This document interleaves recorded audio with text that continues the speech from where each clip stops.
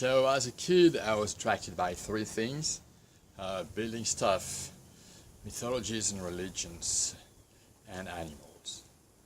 In primary school, I wanted to become an archaeologist. I wanted to go dig holes and find treasures. My mother would take me to museums and archaeological digs, and I really loved the stuff these guys were finding.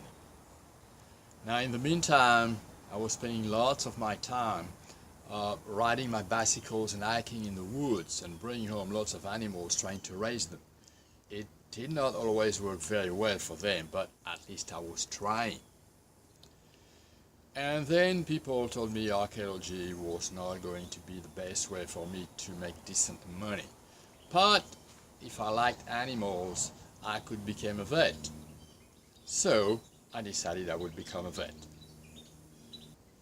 So a good friend of our family had taught me how to sail, and Jean was also a vet. So he took me on some of his tours of the farm so I could experience for myself what the life of a country vet was. And I thought that was really, really cool. Until the day he inserted his arm deep into a cow's behind, and that gave me second thoughts about becoming a vet myself.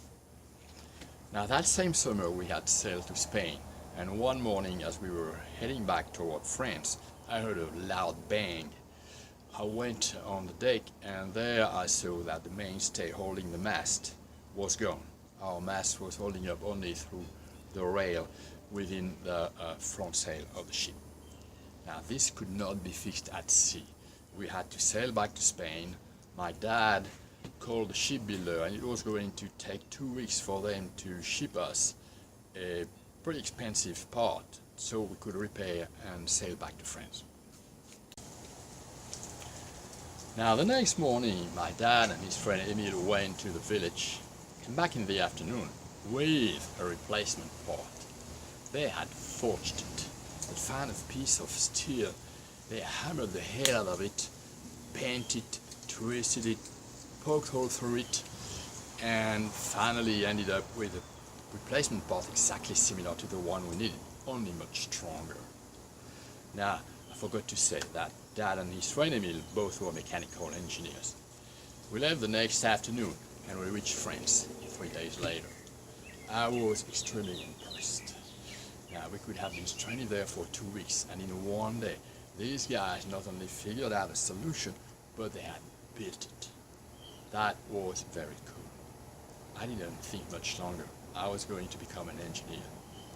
So 2 years later, I went to engineering school, became an engineer, and that led me 30 years later to Mosaics. But this is another story.